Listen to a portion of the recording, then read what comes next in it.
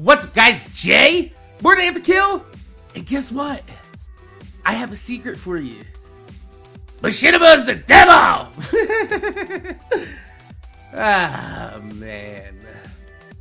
YouTube is a strange world. It is. Faux show.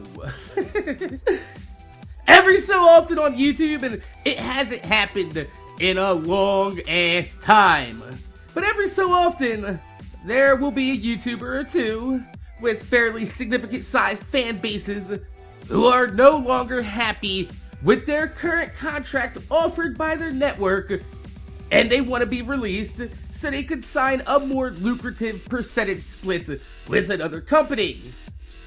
Usually the easiest way to accomplish this is to force the network's hand into releasing you. Most easily done through publicly smearing the network which currently holds their contract. Now, while this tactic is effective, I sit here and I find myself feeling the need to have to explain to my own subscribers, many of who are also subscribed to some of these other YouTubers, why I'm not joining in on the outrage and publicly beating down the doors of Machinima with pitchforks and torches, especially since I'm usually very outspoken against unfair business practices in the video game world.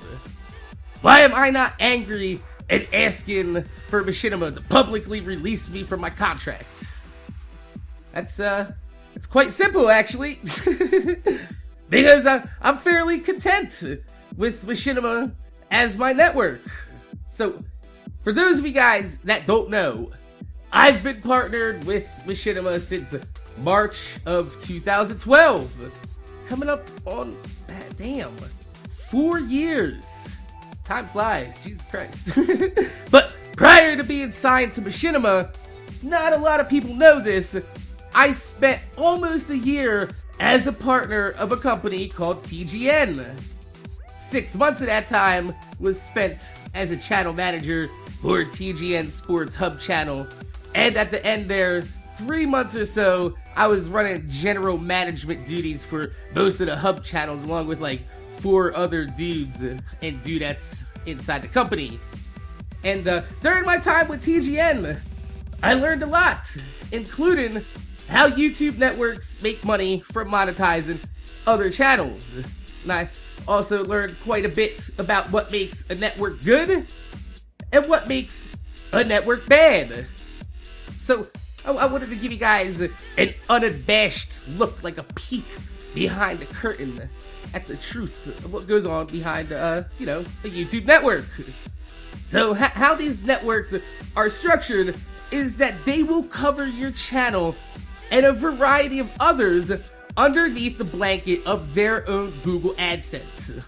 What this means is that since your channel will be monetized as part of the company, in exchange for a percentage of your ad revenue each month, they'll act as a liaison between you and Google, performing background activities not just limited to monetizing your channel, but also asset and hack prevention and protection against false flags and copyright strikes and false monetization of videos.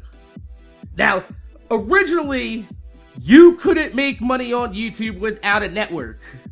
However, that's no longer true, as most game companies encourage you to upload your own creations to YouTube.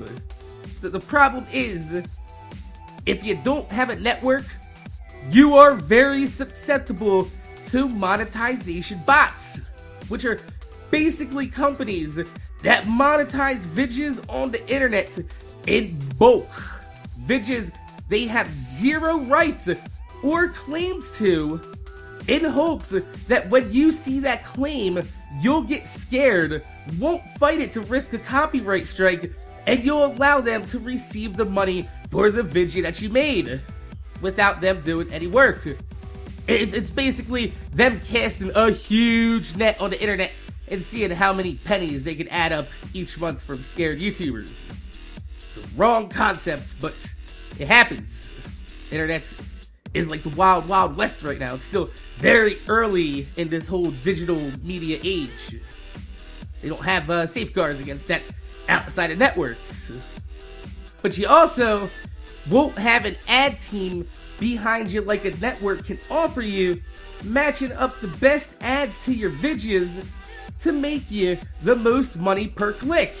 So when you see a partner channel that does like Call of Duty content, and you click on their video and you see a Call of Duty DLC ad right before the video plays, that shit does not happen by accident. And if you're interested in Call of Duty, of course you're gonna watch that ad, making the YouTuber more money from having sponsored ad buys that month. Ad buys that can double to triple your money in a month if you're lucky. So that's what a network does for you at a bare minimum. They work behind the scenes trying to make you as much money as possible while keeping other people from sticking their hands in your motherfucking cookie jar. And they do it for a percentage of your revenue. They want a few of your cookies. And that percentage is agreed upon in contract form, negotiated before signing. However, here's the deal. For different sized YouTubers, there are different sized percentages. And the reason for this is because that's how percentages work. The more there is to take from, the less of a percentage of yours they need to take. Businesses are in business to make money. They have overhead and salaries to pay. The first YouTube contract that a YouTuber is offered is usually around a 60-40 split. Now, I know this sounds really shitty, and trust me, it's just as shitty as it sounds. It's not a very good split. However, it's an entry-level split. It's basically YouTube minimum wage. YouTubers that have these contracts are usually under 20,000 subscribers and are just signed with their first network. After that, the next split jump in the next contract renewal is usually around 75-25 split, or even if they're doing well, an 80 to 20% split. And of course, there's that legendary pie in the sky 90-10 split that all YouTubers eventually pursue. Now, when a channel grows on YouTube, it usually happens in a very rapid explosion. Bam! Just taking off. And the YouTuber will then ride that into another big explosion, and they'll ride the wave on up. And they'll consistently keep riding waves on YouTube, and that's how a channel grows. The problem is that it's possible for a YouTuber to explode while they're on their 60-40 split contract, and the network ends up making a fairly large chunk of change off your back. That hurts. And that leads the content creator to want to renegotiate their contract for a better split. Rightfully. Now, most networks are open to renegotiations at this point. However, exactly, one hand washes the other. In order to throw you a bone, they're going to ask you to give them a bone of your own, which is that the new contract you sign will begin another new term, which is usually for around a year to 2 years in length, depending upon your own personal contract. It makes sense though. You want to make more money? They want to lock in a content creator that's kicking some ass. Think of it like sports negotiations. Do you think any team is going to just give Ronaldo more money without adding more years to his contract? Fuck no.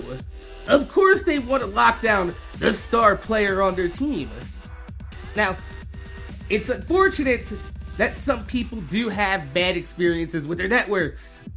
And trust me, I know the frustration of trying to sign contracts and get them out of the way so you can focus on content creation.